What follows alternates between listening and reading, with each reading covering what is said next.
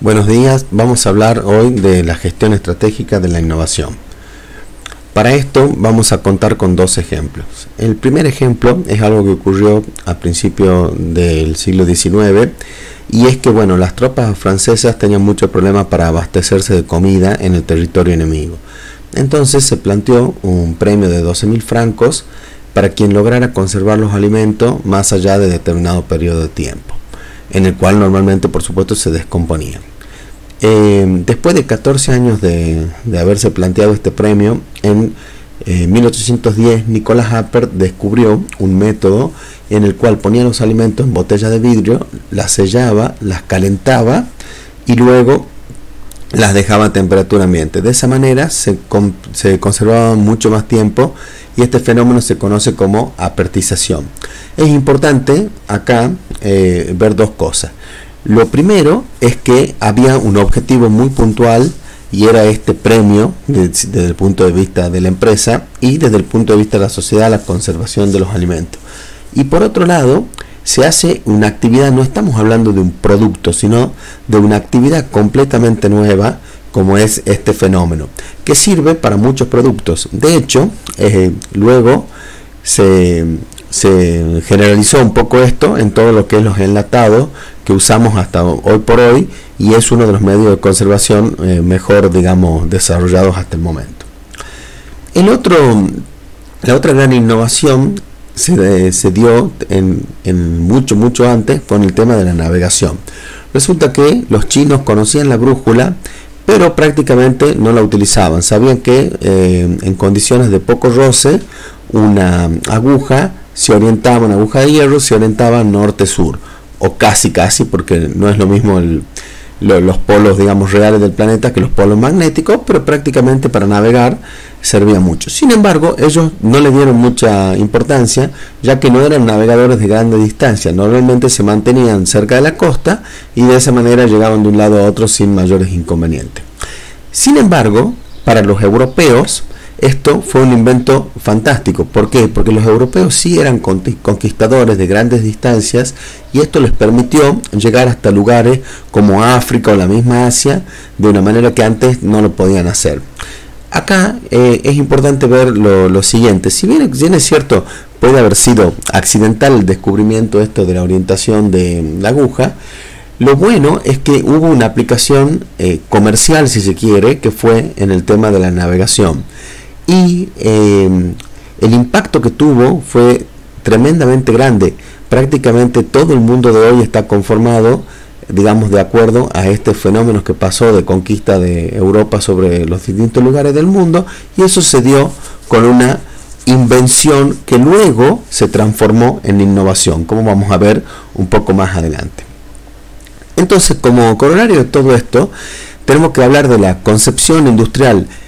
Entendiendo por esto, concebir nuevos productos es una actividad industrial completa y no es solo el producto.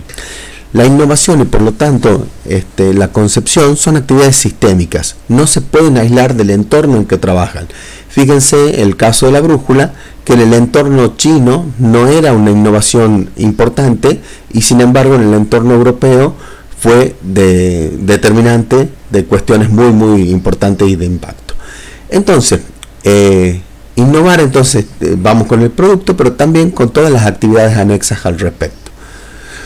¿Qué conviene realizar cuando uno va a tratar de hacer una innovación o un diseño de un producto? Identificar los espacios donde ese producto va a actuar, cuál es la posición del entorno, sobre todo no es lo mismo innovar actualmente que lo que era hace algunos siglos, porque prácticamente la cantidad de inventos que hay es tremendamente grande. Hay que ver qué es lo que la industria o los interesados esperan del producto, quiénes están implicados directamente en los procesos. Ustedes van a escuchar muchas veces que hay inventos que parecen maravillosamente buenos, como por ejemplo algunas curas para el cáncer, que se dice que están muy desarrolladas y sin embargo las farmacéuticas aparentemente hacen lobby para que eso no ocurra. Lo mismo ocurre también con algunos modos de propulsión y con la industria del petróleo. Entonces, eso es muy importante de analizar, como también, por supuesto, como estamos hablando de empresas, el retorno de la inversión realizada, en el proyecto de innovación. Una noción que es tremendamente importante entonces es el anclaje. El anclaje vendría a ser el terreno en el cual se va a realizar la innovación. Por ejemplo, luego vamos a ver un poco más en detalle, pero puede haber trabas legales, puede haber reacciones de la competencia o de lobbies, como hablábamos recién. Entonces, lo que se debe hacer es tener muy claro esto, qué se va a hacer cuando ocurran estas presiones y cómo se va a actuar para tratar de sobrellevarlas. Entonces, en el anclaje nosotros vimos la metodología Pestel, que significaba analizar el entorno del punto de vista político, económico, social, tecnológico, ecológico y legal, entendiéndose por legal lo reglamentario, y en cada una de estas dimensiones podemos analizar las oportunidades y amenazas. Lo que es muy importante aquí es que no estamos hablando de un producto, sino de una necesidad. Cuando lo restringimos a un producto, tenemos de alguna manera, valga la redundancia, una restricción en nuestro pensamiento, y eso resulta que es bastante malo. Luego vamos a ver por qué. Bueno, por ejemplo, si analizamos el anclaje de una bici a motor, esto estaría mal. ¿Por qué? Porque cuando nosotros hablamos de la necesidad, y la bicicleta a motor, si bien es cierto, puede ser un producto que satisfaga esa necesidad, ya no es una necesidad, sino que ya es un producto propiamente dicho. Entonces, la necesidad, ¿cuál sería? Transportarse de manera relativamente segura y económica. Bueno, vamos a analizar, como decíamos, en las 5 dimensiones: político, donde hay un buen clima de negocio y hay una alta estabilidad; económico, la nafta está cara, hay una apertura de importación; negativo, que no hay préstamos y hay recesión; social, tenemos que los jóvenes marcan mucha tendencia, hoy hablamos mucho de los millennials, y también hay algo de inseguridad; tecnológico, hay una tecnología muy desarrollada en diversos aspectos del transporte, hay competencias también de nuevas tecnologías, como por ejemplo el tema de los drones; ecológicos, que hay una alta conciencia ecológica, que esto también lo vimos por aquí, y que la contaminación es rechazada; y legal, bueno, que hay un marco legal necesario, importante para sacar el carnet de manejo.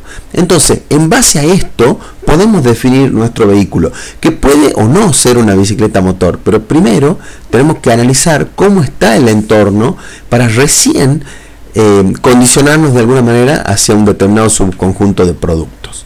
Entonces, como decíamos, siempre tenemos que analizar la necesidad y no el producto.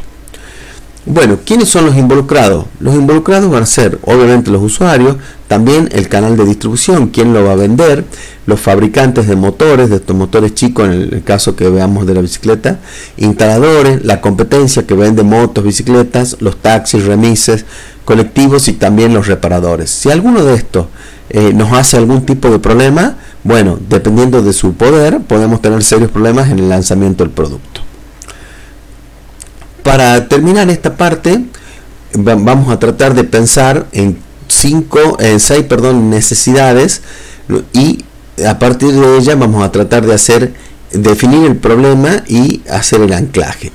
Bueno, la primera es reemplazar viviendas precarias de las villas por viviendas más seguras, trasladables, económicas y realizables en 10 a 30 días. Ustedes saben cuánto demora una construcción, mínimo 6 meses. Un alimento para el almuerzo que no necesite frío, que tenga un vencimiento de un mes, que sea nutritivo, económico, completo y con bebida, fácil de trasladar. Soluciona un problema de estacionamiento del centro, arrebato de carteras y bolsos, alumbrado público, evitar cómo rompen las luminarias para hacer la zona más insegura, y compartir el automóvil en forma segura. Bueno, entonces, muchas gracias. Hoy hemos visto un poco lo que es el entorno que se tiene que analizar desde el punto de vista estratégico para una innovación, mediante las metodologías de anclaje y la definición clara de necesidades. Muchas gracias.